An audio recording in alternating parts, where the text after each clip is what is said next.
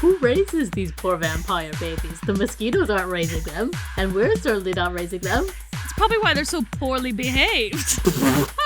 You just kind of hatch out an egg and they're like, what do I do now? And no one tells them, and they're like, well, kind of want to drink some blood, so...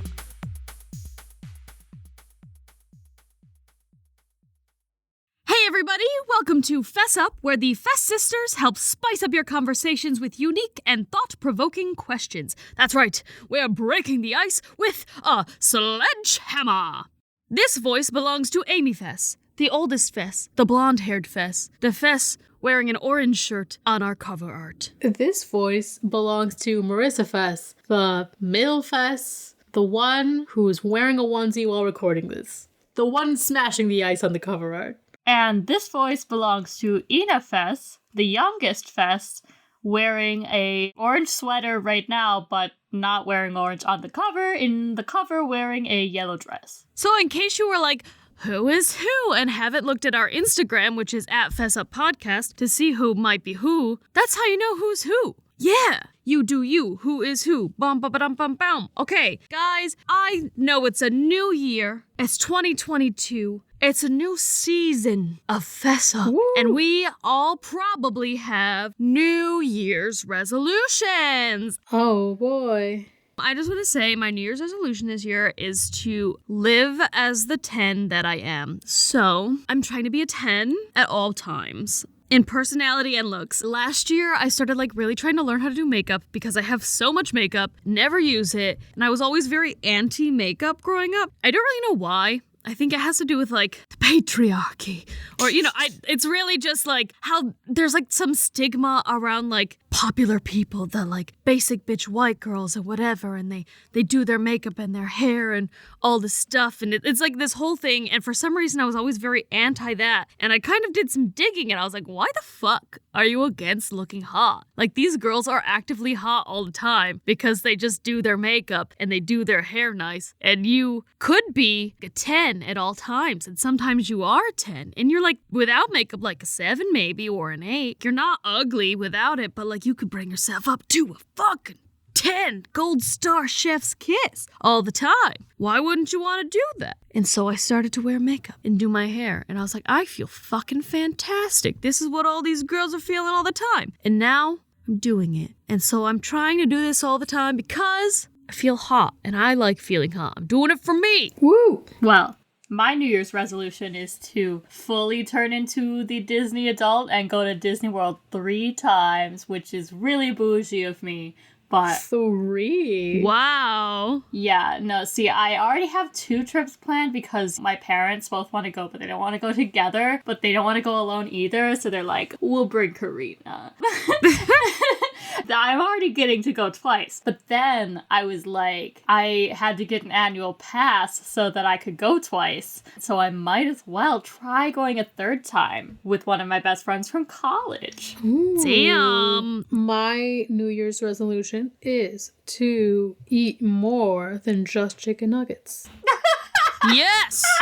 Yes. Mood. We love to hear it. Personal growth. Are you going to go to the same restaurants that you usually get chicken nuggets at and get different things this time? Probably. As someone who had to do that myself, I recommend remembering things that you do like to eat and looking to see what has stuff there that has the majority of what you like to eat and a little extra weird thing. And that's how you have the growth. Well, I recently tried pad thai, so... Oh, that's just a whole 180, but I love it. Did you like it? It was very good. It was not of my own fruition. I was hanging out with my friend and she was like, let's go to this Thai restaurant. It's my favorite. And so I was like, I guess. Mm-hmm. And we did. And I was like, what is the least offensive thing on this menu? And she was like, the pad thai is pretty unobjectionable. And I was like, we'll see about that. Ha ha. But then it was pretty good. I went to a restaurant, but I don't remember the exact country the food was from. But I got pork fried rice in a pineapple. Okay. So they literally cut a pineapple in half, hollowed it out, and then gave you pork fried rice in it. And I thought that when I read off off the menu. It was like pork fried rice. And I was like, I like that. And they were like, and pineapple. And I was like, well, that is a weird new thing that I've never had in my pork fried rice. Let's fucking try it. It was the energy I was telling you about. But I tried it and then it came out in the pineapple. So you didn't get the pineapple in with it, but it was also served in a half a pineapple. It was cool as hell, yo. And it was tasty. Well, there you go. Yay, New Year's resolutions. My New Year's resolution for the podcast is to keep doing it. So here we go. Without further ado, here's our first question. So this is a perfect question because I have a Bob Ross mug right here. Our first question is,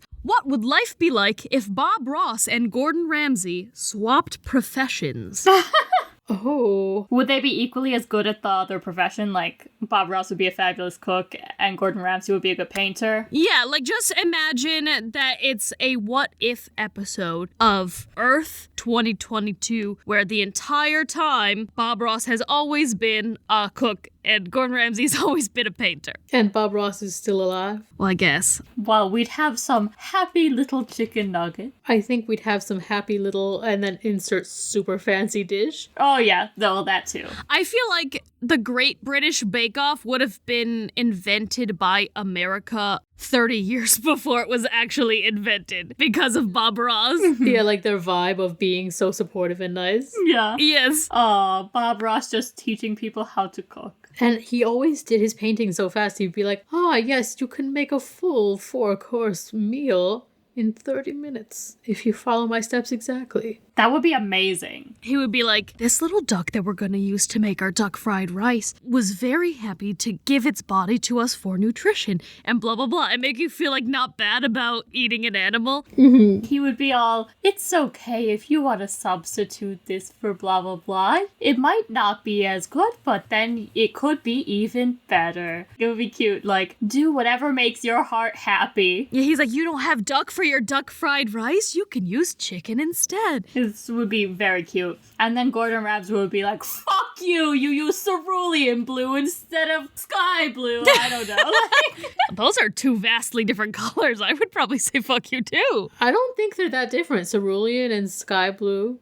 I thought they were closer. Sky blue's like pale blue, and cerulean is like a pretty hardy blue. Is it? Cerulean's the color I used to use for like water in the crayon box. I really like cerulean blue, actually. Yeah, but it's medium. Some skies are cerulean. It's not like dark. Well, I'm not a color theorist. I'm an improver. I know, I'm just saying that I agree with Gordon Ramsay. Okay, well, he would be really mad at anyone for having a bad painting. He would say, this is what a painting should be. Your painting is the pits. He would have a painting competition show, but probably a la like Ink Master with like the angry energy that the judges of Ink Master bring. It would be Gordon Ramsay with all these people in their art. Be like, how dare you not outline this figure of a dwarf on a mountain? I'm gonna pull out my best Gordon Ramsay impression. You fucking donkey! You didn't outline that dwarf on that mountain picture! Why do you think he's doing dwarf on mountain pictures? He'd be doing like classical Italian Renaissance. I like dwarf on mountain picture. Amy is the first booted off Gordon Ramsay show. She does a dwarf on mountain in Italian Renaissance style, and he loses his mind. This was supposed to be the Sistine Chapel replacement art, and you're putting a dwarf on a fucking mountain! Mr. Ramsay, I just kind of thought that maybe we could go in a new direction. They have lots of, like, arches in the Sistine Chapel, so I thought we could pretend one of those was a hill. You thought you could pretend that it's a fucking hill in the Sistine Chapel? What do dwarves have to do with God? There's no symbolism here.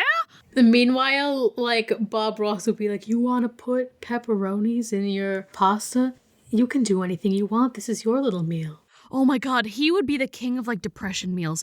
Aww. He would probably have a show for depression meals or like college kid meals and just being like, everyone come on in and make your best like comfort meal. And then people are just coming over and being like, so I like to make a grilled cheese and then I'll just kind of shove some pretzels in it because that's what I have.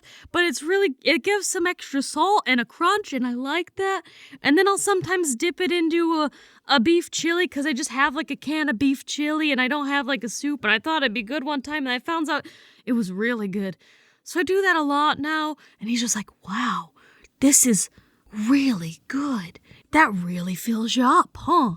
You would just feel so happy and warm, not even from your very warm meal that I've just described, but like... I think that he's like, oh no, you oversalted your stew? That's all right. It's a happy little accident. You know, maybe this is just an extra salty stew. Maybe that's what you were going for. It is now. Also, he would probably find ways to be like, oh, an extra salty soup, that's okay. You just have to add a little more water in there to cut the salt out. And then your happy little accident has a cute little Band-Aid on it. And so he would like find constructive ways to help people like fix their shitty meals. Maybe he would have that too. Kind of like Chopped style, where they have on occasion had like whole chopped baskets where they're like, this is day old asparagus saute that was oversalted by some rando that we've sort of wrapped up in a thing, make it into a good meal. So he'd just like take a whole bunch of things that people thought they'd ruined and been like, now we're gonna transform it into something great. Aww. It would be a show called Happy Little Accidents, and it would be just a whole bunch of people who fucked up on food, and then they try to take the food they fucked up on and make it amazing. I also feel like he would guest star on Nailed It. Oh, absolutely. I think he would be part of it on Nailed It. He would be the guy that, you know, makes all the demo foods, and then he's like, actually, this is really good. You have a lot of potential here. Meanwhile, Nicole Byer is out here like, ha! Honk! Rolling around because somebody pressed the panic button.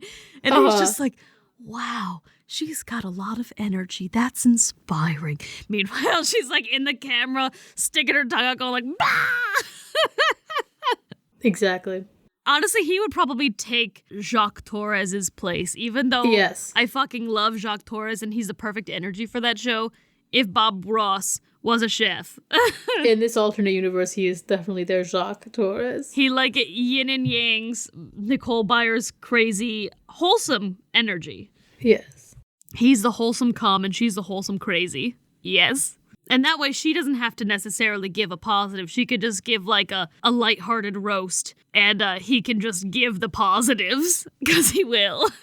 Yeah. The Paula Abdul of American Idol OG seasons is what Bob Ross's Nailed It energy would be. Yeah, except a little less not knowing what the heck he's talking about. Also a little less fake. She absolutely was just doing that. She's like, I don't want anybody to hate me. Oh, yeah. Where he just like actually sees the good in people. Mm-hmm. How about a bit? A bit? A bit? This bit is called Seeing the Future. Oh. It was suggested by our boy Steve Red. Steve Red. It was inspired by our last episode's discussion of Kevin McAllister becoming Jigsaw when he got older. Oh. Ooh. Yes, so he thought it was hilarious, and he said you should do that for more characters and just kind of say what happens to them after the movie. All right. And so that's what we're going to do. We're going to take a character and see what they're going to become later in life. Doesn't have to be a kid, but kids might be easier. I don't know.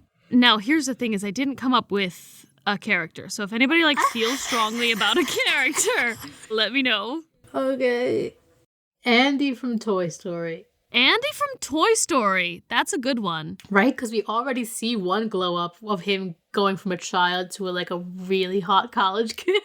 Yes. Honestly, I could see him maybe becoming the dad from Inside Out somehow. Oh my god, wait, why was that exactly what I was thinking too? Really?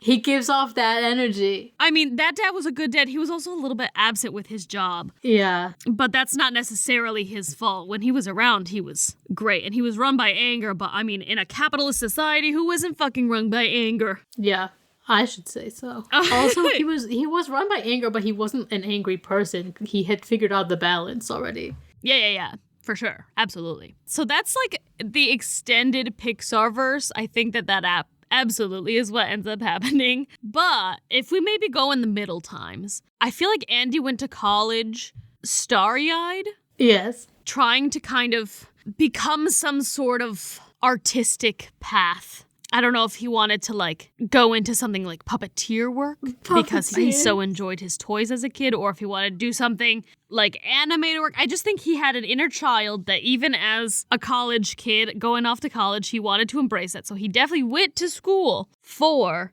something artistic. I can see I don't know that. why puppeteer work kind of came to my head, but I liked that a lot. And then he became Jim Henson. Maybe. I mean, because then I think if we're gonna like actually run with the fact that he becomes the inside out dad, I think that he had the sad thing that happens to a lot of people where like eventually he took a corporate job and never looked back because it provided for his family. Maybe that's where he met his wife. Oh. You know, upside. Was he a player? Do you think he was a player in college? He seems more like a pure boy. I think he probably had a couple very solid girlfriends. Yeah, I could see that. I feel like he didn't really party all that much, even though he probably could have. He maybe went to 1 or 2 parties, but he felt like it wasn't his scene. He strikes me as a little bit of a nerd. He just happens to be hot. A hot nerd. He seems like an introvert. Yeah, that's a fair assessment, I'd say. And they met his wife at the job, and I think his wife ended up leaving that career at some point.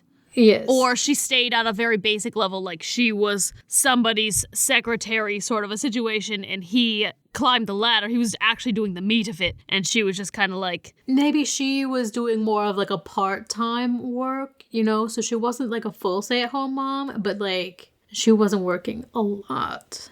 True. Because, I mean, we see in their dynamic that, like, she's able to be home a lot more than he is. Yes, but she also seems to be the boss of the family, so I feel like she's a boss-ass bitch enough to at least have a part-time job. Not that it isn't boss to be a stay-at-home mom, but... Right. I think that her job just didn't take her to a high enough point in her career that she would be needed to come in for so much overtime and shit like he was. They were like, oh, you gotta go on a business trip. Oh, you gotta move and uproot your whole family. Oh, you gotta blah, blah, blah. I feel like her job is like a lot more low key. She could even probably work full time if she wanted to. She just doesn't have to worry as much as he does about like being controlled by corporations. But, like, if you think about it, Riley does kind of look like Andy's little sister when she gets older. She does a little bit. Which is, I think, maybe why my head went there. She has that family resemblance, whatever Andy's last name was. I have no idea what his last name was. Did they even say it? I don't think so. It's probably one of those deep cuts where it's, like, on some piece of paper hanging on a wall somewhere, but it's not ever outright stated, I don't think. I've looked it up. I've looked up what his job is in the movie. Oh, yeah. He started working for a tech startup company. That's when they moved. And his work gradually consumes him, and he becomes more distant from his family. So he worked for a tech startup. Okay, so this is what happened, right? He met his wife at a previous tech company. Like, he probably did IT or something. He met her. She probably worked as, like, a receptionist or something, like I said. They met, they fell in love, they married. And then he wasn't feeling fulfilled by being bossed around at that big corporation. They go to move and do this tech startup thing. It then starts to take off because he's so good at his job. And then the mom is now probably working somewhere else in some other capacity, but she doesn't need to worry as much about it because this tech is taking off. Right. This is like Facebooking real quick. So he just basically becomes Silicon Valley, the show. Yeah, but then after his daughter tries to run away, I think he starts being more of a family man again. He probably literally says to them, yo, dudes, we're starting to take off. We can fucking hire more people so that I can go home more. Because my daughter just tried to run away because I'm not there enough. And they're like, oh shit, dude, you're right. And boom. Yeah. Do we want to do one more? Yeah. What happens to Dorothy Gale? Oh. She definitely, like, never leaves home again. She becomes an agoraphobe. Absolutely. I think that could happen, but also I think that it might not all be her choice. Because I think that her family's immediately going to think she's insane. Yeah. Like, she's gonna be like, I just had a dream and you were there and you were there and you were there and you got crushed by a house. Like, I think that they're gonna be like, you are certifiably crazy and we're in rural Kansas, so we're not just gonna drive you out to the nearest mental hospital, but you're just gonna stay in your room, darling, for the rest of your natural life. Like, I feel like she's gonna try to tell them about colors and they're gonna think she's crazy. Oh my god, yes. She's gonna be like, the sky was blue and the grass was green. And they're gonna be like, what are these nonsense words you've made up? And then one of her uncles is gonna trip on mushrooms on like a crazy night and then like see colors as well. And then he's gonna be like, wait guys, wait a minute. She might be onto something with that. And then he's also gonna be locked at home all the time. Well, they're gonna assume that she must have done the same drugs. Oh, yes. So then it's like suddenly she's not crazy. She's like 25 now. And they're like, wait a minute. So your uncle just saw colors after tripping on these mushrooms. So maybe you just were tripping on mushrooms. And then Auntie M starts to blame herself because she's like, those mushrooms I cooked the soup that night, were they... Oh no, I had just picked them from the field. Were they the magic kind of mushrooms? Oh no, Dorothy. But then nobody else had that same sort of thing. Well, the tornado came. Maybe it came before they had supper. Annie M was cooking. Dorothy went and took a taste early. Oh, could be. I think that Toto... Well, okay, so that whole Toto subplot, they're gonna have to really fight over Toto still. That shit was not resolved. Oh no, Toto's gonna get put down. I don't know if Toto's gonna get put down. Oh, he is. He is. You know why? Why? Because that's definitely not gonna be the last time he does that. Like, clearly he had been getting out and attacking neighbors' cats, and they've been saying, put him on a leash, and she isn't. Mm-hmm. You know, there's no way after the movie she's gonna be like, oh, well, now I'll put him on a leash. Like, he's just gonna get out there, attack someone's cat, maybe even attack a person, bite them. They're gonna put him down. That's very true. You know, honestly, I'm not saying he deserves it because he's just a dog, but clearly he's not well trained enough. He's clearly a little bit too violent to be a pet. Mm-hmm. It's been a while since I've seen the movie. I just remembered in the staged version of The Wizard of Oz, I remember Miss Gulch is out here saying that she got bit. He attacked her cat and then also bit her in the stage musical. Oh my god. Oh, damn. I don't remember specifically what they say in the movie, but it's probably the same. All right. That dog is a problem. Well, in that case, yeah, Toto is not gonna do so hot. And I wonder if Dorothy gets another... Toto gets taxidermied. Oh, fuck. And lives with Dorothy in her room while she's crazy. I hate that. I wonder if they get her an emotional support dog that also starts doing weird things. Like, it also is poorly trained, but they're, like, trying to get her to be less crazy. So they get her another dog after Toto, and then that one gets in trouble, and then they're just like, you're making the dogs crazy, Dorothy, what are you doing? How are you rubbing off you're a witch? Suddenly she's a witch. Ooh, intrigue. The Wicked Witch is real, and she's Dorothy Gale, and we haven't seen a witch since Salem, 1684. Dorothy's the real witch. Is she the witch of the South? Ooh, intrigue. That would make sense. That it all ties together. Honestly, that creates a much cooler dynamic. It really does.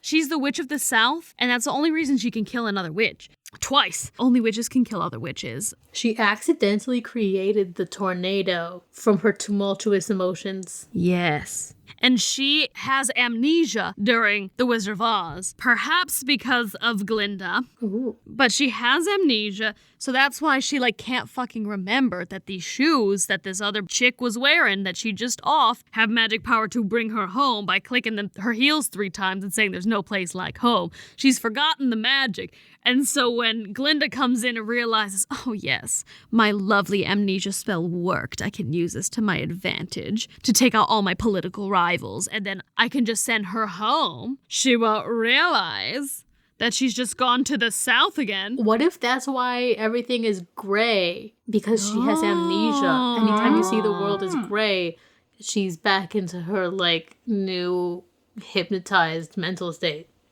Oh my god, so the shoes have no power, but Glinda has put a spell on them by the end of it that if you say there's no place like home and click your heels 3 times, you get amnesia again. Yeah. Oh shit. Things just got crazy. So now it's a mental ward. So now she's locked up in a mental ward inside her own fucking head. Yep. Exactly. Everything we've just said about Dorothy Gale's life post that is still true, but it's in this weird dreamlike mental state of amnesia that she has been placed in by Glinda, once again confirming Glinda is the villain. Yes. Wow. Beautiful. That means Glinda effectively put out a hit on all 3 competing witches and is now the supreme witch ready to take over all of Oz. Yeah, she just realized she didn't have to actually kill all of them. She only had to kill the 2 that were too powerful to resist her mind magic. Exactly. And then she put the last one back into her, coma. Yes. It's probably because I think North and South are probably from the same family, and East and West are from the same family. Oh my god, it's her little sister. So it's she's like, I can't kill my little sister.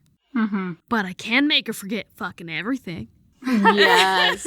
So she doesn't challenge me for the throne at some point. Why have we created the best new twist on The Wizard of Oz? I need to petition Wicked right now. You got it wrong. We're going to do a new one. Totally new, and it's going to be this one. So, yes. This is the real sequel / alternate take on Wizard of Oz. Not you, even though you are excellent. But it's gonna be this now. You can always make new adaptations of things. This is true. Add a new twist, a new version. This is the next big thing. Hey, Hollywood, guess what? We have 3 members of the cast that will accept the roles if you just let us make this a new movie, because I know that listening to this, you're gonna wanna. Witch of the South. That's its title. A Witch of the South. Ooh, I like that. I'll play the villain Glinda. I've always wanted to be Dorothy, but I'm already the Wicked Witch of the West, so... You're right. They can decide if they want you to be Dorothy or Wicked Witch of the West. But it's going to be Glinda and Wicked Witch of the West and Dorothy. We're all on this podcast sitting right here, and we gave you the idea. You don't have to, compensate us for the idea as long as you put us in the roles. Yes. But if you don't, we need compensation for the idea. If you don't, it's copyrighted TM. You heard it here first. Sorry. We will legally eat your ass. Thank you. Oh. This is where our ads would go if we had any. And now, the next question. Would Mike Wazowski twerking be the same as him nodding?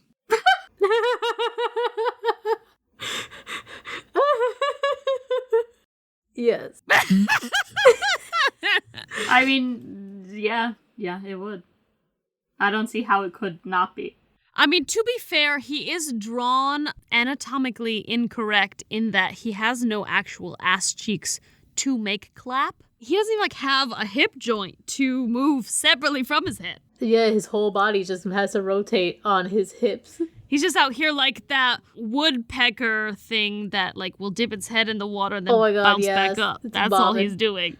Here's a question. Is he Thanos' brother? Because his chin is his balls.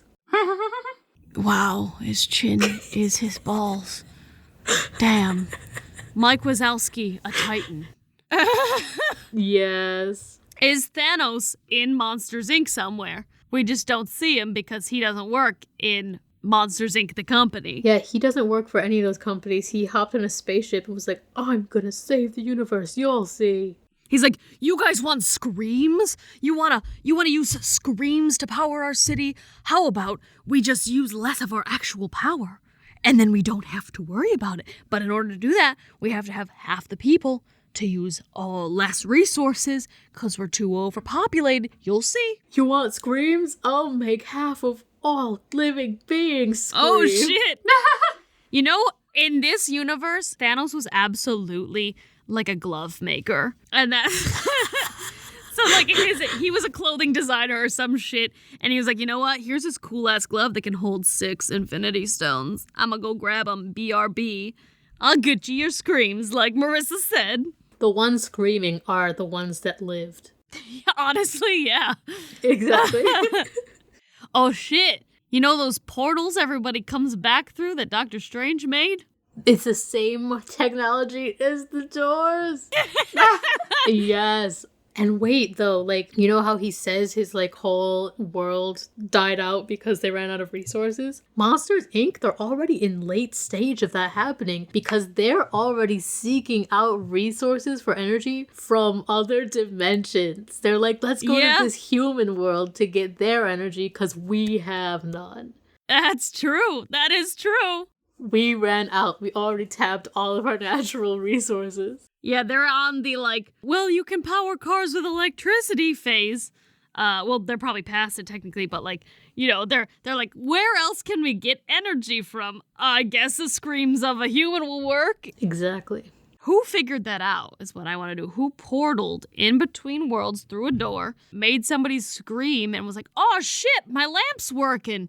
Wait a minute, do that again. My flashlight turned on. And then they came back through the door like, wait a minute, guys. You will never believe it. These screams make my light bulbs go on. And at first people think that's a euphemism. And they're like, dude, that's dark. They're like, okay, like you're into some kinky shit. You're into alien screams. Leave that shit at the leather club. Wow, we've cracked it. I just love how that started with Mike Wazowski twerking and it just turned into Hi Thanos. I mean, Mike Wazowski and Thanos are related. It has to be. I mean, they don't even have to be brothers, just the same species. You're right. And this is why it's great that this show, it's icebreakers. The questions don't have to be answered through the whole conversation. They just have to have started a conversation. We started one about Mike Wazowski, found out that he's related to Thanos and that Thanos is from the Monsters, Inc. universe. We go off on a crazy segue, and that's how you get the conversations flowing. It doesn't have to stay linear. Branch off into whatever direction. And you can too if you use our Fess Up questions on your friends and tell us about the weird places you guys got. Thanks. I know, start off with Mike Wazowski twerking and see what different universe you set that in. Yeah, please tell me how that goes when you tell your friends who don't listen to the podcast. You're like nodding and twerking Mike Wazowski, am I right? And then find out where they go from that, then tell us, and then tell them to listen to the podcast. That's how it works. Then all of a sudden they're like, what if they're all in the Matrix? And I don't know, you would justify that, but you know. The sound of Mike Wazowski's ass cheeks clapping brings you out of the sheep state and into the Matrix. It's like he claps and then the two pills appear, one red, one blue, and it's like, you want a choice now? You heard the sound. It's gotta be such a quiet sound, though. You really gotta be listening for that. You see this dude nodding, and you're like, huh, why is he nodding so much? And like, you get closer, and you're like, really listening, and all of a sudden you hear just like a very quiet ass clap. And you're like, wait a minute. It's as quiet as the flapping of a butterfly's wings. The butterfly effect. Yes. You're just like, is that an ass clapping? He straightens up, looks at you, he's like, you're the chosen one, Neo. Here, would you like this red pill or this blue pill? One of them will bring you into the Matrix because of my butt clapping, and one of them will let you pretend you never heard that shit. Which one do you choose? And that's how the Matrix really started. Only the chosen one could hear something so quiet. That was really how they were going to start this new Matrix movie, but they couldn't afford Mike Wazowski. Yeah, they were like, Disney copyright? We'd have to sell the Matrix to Disney, and that's a whole thing. Mm-hmm. They're like, I'm sorry, I'm not ready to sell out like that. So they didn't, but that was how it was supposed to start. I'm really sad about it. I did read the original script. It was truly a work of art. And I know a lot of people didn't like this Matrix one, but it's because we didn't hear the Mike Wazowski ass clap that we were so promised. Mike Wazowski is nodding at that point you've just made. Yeah. But it's created some more clapping. And you know what? It's created the butterfly effect. Let's get into all the films here. This is now an infinite paradox. We're in a loop that will not break. It all comes back to Mike Wazowski's quiet ass clap. Inception, but your talisman is his butt. Yeah, you look at Mike Wazowski every time you go into a new dream and you're like, is he nodding or twerking? I have to know. If he's just nodding, then I'm in a dream, but if he's twerking, this is real. And you have to listen so hard. Because if he's just nodding, there'll be no sound. He twerks just a little more vigorously and it creates the butts clapping together. Oh my god. What are we talking about? I'm happy to be here, guys. That's all I know is I'm happy to be here. Exactly. Guess what, guys? What? It's time for What Two Are You? Ooh. This is going to be what two Encanto characters are you? Yes. And just so everybody knows, this is the sound of the spoiler warning. When you hear this on the other side, it means we're done. So I'm gonna play it here, and then I'm gonna play it there. So if you haven't seen Encanto yet, you want to skip to spoilers, skip, until you hear that sound, and that means it'll be done. Okay. So, what do Encanto characters are you? Let's go. Encanto, I love it so much. I just have to start that out saying that. It's so good. I'm obsessed. Okay. So the first one is like a gimme. It's like so easy. Amy is Camilo. Oh, jeez. She is a little bit cuckoo, you know, but in like a fun, loving kind of a way, not in an actually insane kind of a way, you know. He's just always being weird and silly and trying to make people laugh. He's like super creative because he's like, oh, well, if I grow taller, it'll help me solve this problem or something, you know. He's always thinking about stuff like that. He's really friendly. He's clearly friends with like everyone in town. They all love him. He's always, I mean, there's a couple times he goes up and just greets people and like hugs them or whatever, and he knows them all by name. Like, he's a very friendly guy. And he like does it by impersonating them. So like someone's coming into the party and he like turns into them to give them a hug. And that doesn't make anybody confused or weirded out at all. They're like, oh yeah, cool. I love being hugged by me. Yeah, right.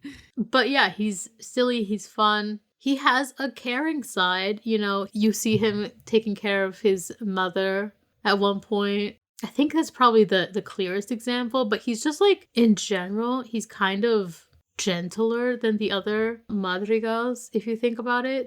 Like, I know this is like a little less obvious, but like in the song We Don't Talk About Bruno, everyone is literally like whipping Mirabelle around. But even though he does like drop her through like sand or whatever, he like catches her and like cradles her all gentle. He's not literally throwing her anywhere. And like, honestly, that sand pit that she falls through isn't necessarily his fault because everything is so conceptual. Who knows why that happened? Are you saying that I'm gentle? Yeah, I'm saying you're nice. You have a nice side. Okay. You're not necessarily gentle, but that's his nice side. Right. Also, though, can we just say that, like, Amy has always been in love with the concept of shapeshifting, and he's a shapeshifter. Like, Amy's always loved every shapeshifting character and always wanted to shapeshift, so it's perfect. Especially Mystique. Yes. Mystique. So, I know he does have my power that I would have if I had powers. Yeah. Also, he's, like, super annoying to his family members, and that's definitely right. Wow.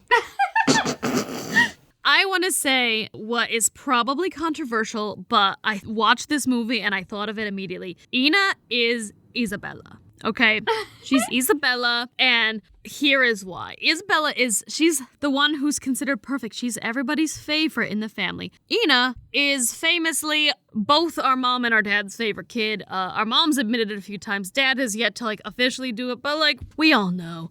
And she's just, like, our whole lives was always, like, our mom bragging about us, but, like, while she would say, like, oh, yeah, Amy was in this play once, or Marissa has a good singing voice, she'd be like, well, Ina is the nicest kid ever, and oh my gosh, she gets straight A's all the time, and blah, blah, blah. And so she, like, would always gush about Karina like she's the golden child. Also, Ina is a goody two-shoes. Yeah. A goody two-shoes, for sure. And I think that there have been times, like, in college when she has been overwhelmed by that, as Isabella is overwhelmed by it in the movie. Yeah. One thing that I want to say, too, is I fully believe, I know a lot of people have had this sort of fan theory, but I 100% stand by it, that Isabella is gay. Oh, yeah. And she's trying to marry a man because that's what's good for the family, or at least bisexual. But she's like, she is not 100% straight. No, she's closeted 100%. Absolutely closeted. You see her get covered in, like, rainbows, and that's how she decides she, like, wants to say is, like, this rainbow dust all over her, which has, you know, mixed to be this imperfect brown, but, like, she's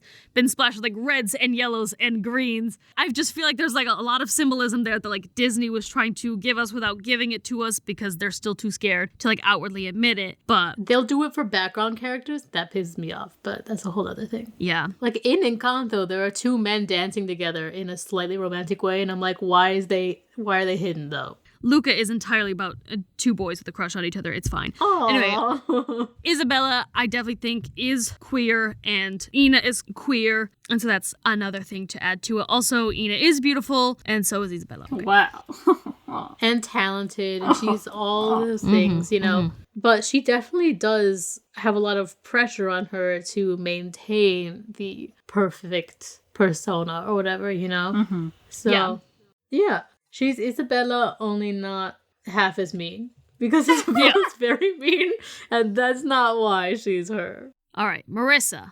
Well, I think Marisa is Bruno. Why do you think Marissa's Bruno? Because Marissa's socially awkward just a bit, you know.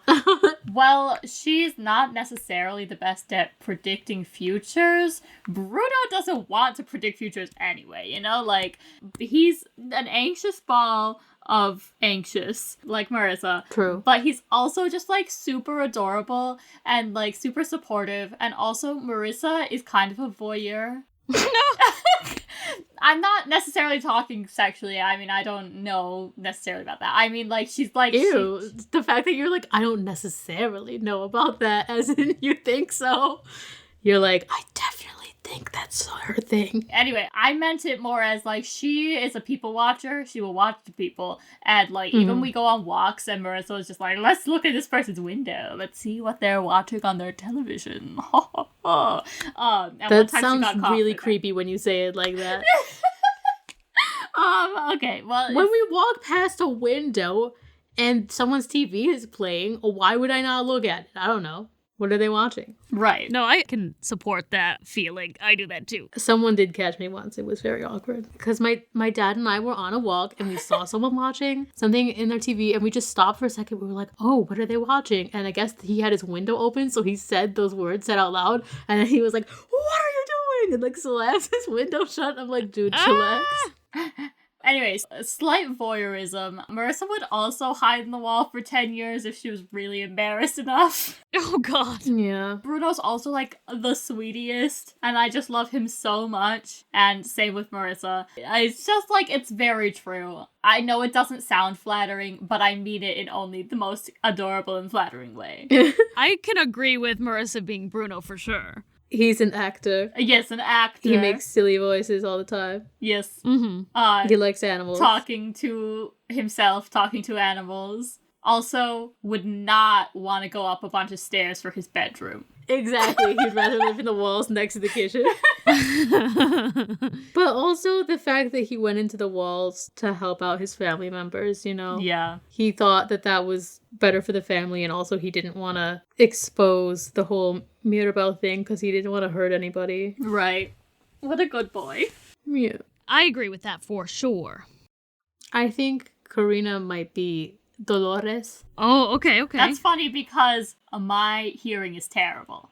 Yeah, Ina's hearing is terrible, but it's really not about that as her superpower. It's Right. more about her personality. Like, number one, something they don't ever really discuss in the movie so much, they just kind of allude to it, is the fact that she knew where Bruno was the whole time and never told anybody because, you know, that's not what he would have wanted. You know, she knew he was hiding back there, and she probably heard him, like, crying and being sad all the time. And she didn't tell anybody because they all hated him so much. Anyway, I think Ina would be able to keep a secret like that. She would do that for you as long as you didn't kill somebody, because as she has made very clear, she will not ride or die with you that hard. But yeah, she would But support apparently if you you. want to live in a wall for 10 years, that's fine.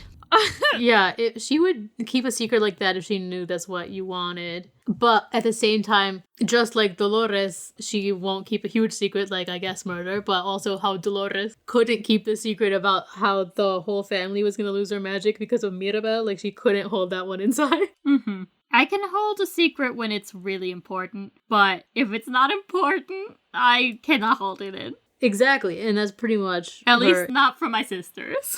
Right. We do tell each other most secrets. She Dolores, also gets sensory overload sometimes, and I think yeah. Ina also has gotten sensory overload. Mm-hmm. But also she's like super self-sacrificing, like, and also romantic. She has this big crush on Mariano, but she just isn't ever gonna tell anybody because she doesn't want to ruin the family. You know, the whole family wants Isabella to marry him, so she's just letting that happen. And I feel like Ina definitely, if she knows someone else wants something or thinks that someone else wants something, she would let them have it instead of her, just because she's too nice. Mm-hmm.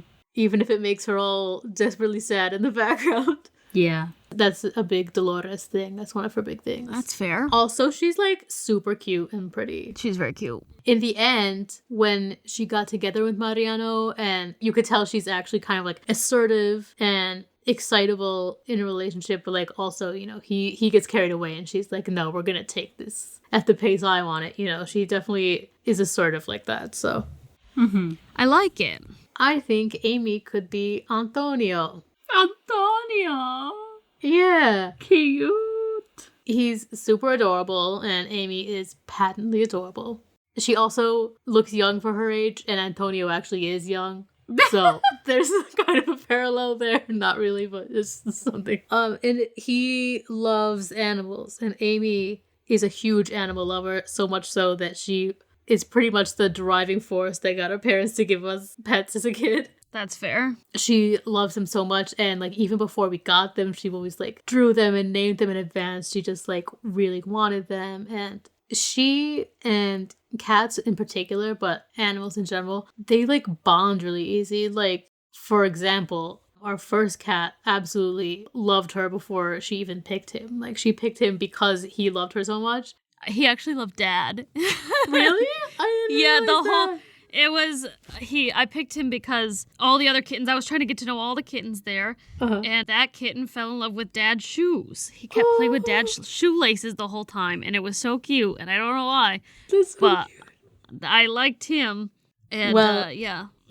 Well, he bonded with Amy big time. He did. And that's like a really close parallel to Antonio and his leopard, who immediately becomes like his best friend as soon as he gets his power, you know? Because he clearly has this great relationship with all the animals, but that leopard is like his best friend right away, even though it like totally wasn't even around a second before he got his power, you know? That just feels very real. Also, he's very close with his relative, Mirabel, his cousin, but like Amy's really close with her siblings. They're very supportive to each other. Like, I know that it seems like Mirabel is just supportive to him, right? Because of the whole insecurity about getting his power thing, but like honestly, he has her back the whole time. He seems very confident when he's solving someone else's problems, you know? He didn't even seem intimidated by the whole casita falling apart. He just wanted to help out.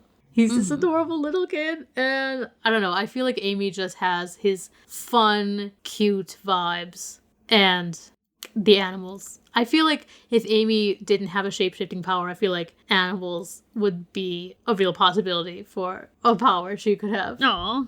Yes.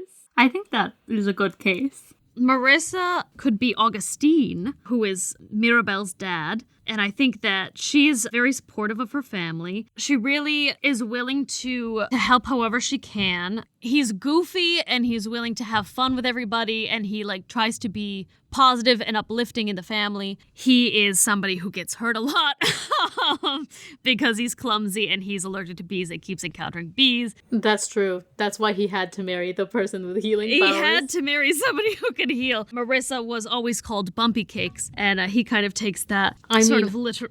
I can support that with an anecdote from today. Oh, yeah? Because in the last 24 hours, I took 2 very big spills.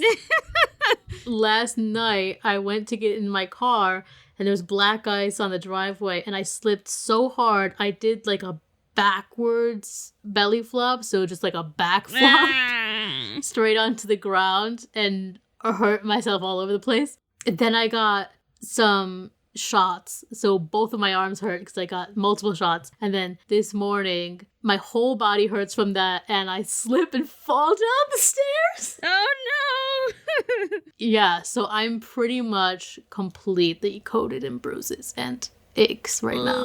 I need me a Julieta. Yes, but I think you're very ride or die for your family. Like, I think that should you have kids, I think you'll be a very good parent to them. Definitely, obviously. Yeah, so you're here, you're fun, you're absolutely gonna, like, fight somebody if you have to. And also, you know, they find out immediately that Dolores knows about the secret and is probably gonna spill everything to everyone. And he is over here like, what are we gonna do? What are we gonna do? And he like purposefully sits next to Mirabel to try to like figure out how they're gonna fix the situation. And ultimately, there's not a whole lot they can do. I mean, before that Dolores even heard it, he said to Mirabel, like, nobody has to know. Like, he was gonna keep that secret. He would, yes, exactly. He's like very ride or die for his family, and Marissa's also very ride or die for her family.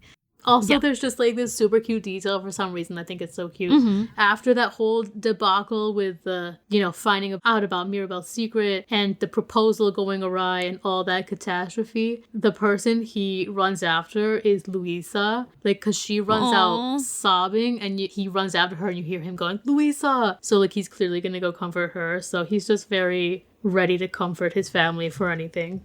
I think that's such a cute moment. Yeah. All right, there we go. All right. So, in conclusion, Amy is Camilo and Antonio. Marissa is Bruno and Augustine. And Ina is Isabella and Dolores. Woo! Woo! We're done. Woo! Here is the next question. Mosquitoes use our blood to make their eggs. Does that mean we're partially the parents of mosquitoes? I mean... Ew. I don't think genetically, but we are, I guess, like midwives in a way. I don't know. If I am partially the parent of a mosquito, I'm pissed because none of them listen to me. They're all misbehaving. I'm an unconsensual parent. Yes. I didn't ask them to take my blood. None of them are listening to me. I keep trying to punish them for sucking my blood, and here they are, doing it anyway, pissing me off. They can all go to the corner, bed without supper. Literally. Whew. I spank them all. And they get crushed. I would love to spank them all with a fly swatter. Yes. Spank them. The only time that people are like, spanking is good if your child is a mosquito. Because fuck mosquitoes. Spank it till it's dead. Yeah, it reminds me of Pleakley in Lilo and Stitch. Oh my god. He starts out loving mosquitoes just because he learned about them and was given this information about them. So he's like, they need to be protected. And then he meets them and it's like, I hate them! That's us as parents. We're like, what? We have babies? We have mosquito babies? I mean, I guess I'm a mama. And then we meet our babies and they're the worst. Like, geez, mosquito, you didn't take after me. You got this long, ugly nose that likes to stick into people's blood. That's not me. I mean, I feel really weird about the concept of me being a parent of mosquitoes. Like, that's... I don't like it. I'm not a fan. Like, obviously, they don't take our genetic material. They just take our blood for energy. But, like, clearly we're a vital source of their egg production. I'm just, like, realizing that mosquitoes could be our babies in some weird roundabout way. Kind of feels like a playboy finding out several years later, like, oh yeah, remember that one night we had together? This is your kid. Surprise. Literally. Except I feel that about like a million mosquitoes. Yeah, I'm pretty floored. I never thought that I could hate my offspring, but it's happening. I don't like any mosquitoes, even if they came directly from my blood energy. I don't care if a mosquito came up to me with my face. I would hate it. Ew, I would hate that even more. The like thought of it right now is both hilarious and terrifying. Just like imagine yourself, a big head of yours on a tiny mosquito body, flying over to you and then just like biting down hard on your arm to take your blood. Oh, wait, does that mean your baby is taking your blood to make more babies? God, that's probably happened. That's kind of incesty. Wait a minute, guys. Vampires are what mosquitoes look like when they take after the human DNA. That's what vampires are. They're just mosquitoes that got a little too much human blood before they made their eggs, and it seeped into the DNA of the eggs. Everyone's out here thinking they're bats. They're actually mosquitoes, and we did this by allowing mosquitoes to bite us. Well, they did this. They did this. We didn't let them bite us. They took it upon themselves. The odds are, though, that at least somebody's mosquito baby has bitten them, which is incestuous. Yeah. Yeah. I mean, it's not technically because they're not taking our DNA or anything, but like... I mean, I think the ones that did accidentally take our DNA somehow, maybe they like got the nucleus of our blood or some shit. Mm-hmm. And then they became vampires. And those are the ones that become vampires. And that's why they're so rare. Yes. Because it doesn't happen very often, but it can happen. It's like all the recessive genes, essentially. Yeah. Mosquito DNA is very dominant, but every once in a while you get the recessive everything, and that turns you into a vampire because the human comes out. My son Dracula. And then they don't die because mosquitoes don't die. Who raises these poor vampire babies? The mosquitoes aren't raising them. And we're certainly not raising them. It's probably why they're so poorly behaved. You just kind of hatch out an egg and they're like, what do I do now? And no one tells them. And they're like, well, I kind of want to drink some blood. Yeah, so. they're just like, I guess I want to suck your blood. And then they bite you. Yeah. And the incestuous blood stealing continues. And then they're like, oh, I saw one of us hatch out an egg that mosquito laid, and that mosquito flew away. Can I fly? And then they're like, poof, and become bats and fly away. And they're like, oh shit, this is cool as shit. Except maybe instead of bats, they're actually mosquitoes. I guess if you think about it, though, bats are like a mammalian version of a mosquito. You know, it's as close as like a mammal can get to that. Yeah. Especially the smaller ones. There's some small bats. They're not turning into like flying foxes, you know, them big ol' bats. Yeah, no. Those ones are crazy. I love them so much. They're so cute. They are very cute. I love a bat. Bats are just the cutest. They're so cute. On that note, that is all the ice breaking we can do today. If we break any more ice, we are going to find that beneath the ice is nothing but mosquito eggs, and I don't want to know what happens from there. Ew. I'm too terrified. If you'd like to send us a question, message us on Facebook or Instagram at Fess Up Podcast. Send us an email at fessuppodcast@gmail.com. Tweet a question at us at fessup_podcast. And don't forget to use the hashtag obfessed. Send us new questions or let us know what happened when you used our icebreakers with your friends. Share our podcast with everyone you know and get the word out there about your 3 wacky friends. That's it for me. I've been Amy Fess. I've been Marissa Fess. And I've been Ina Fess. Now wait, listen carefully. Do you hear it? The sound of Mike Wazowski's ass cheeks clapping? I don't hear it. I just hear...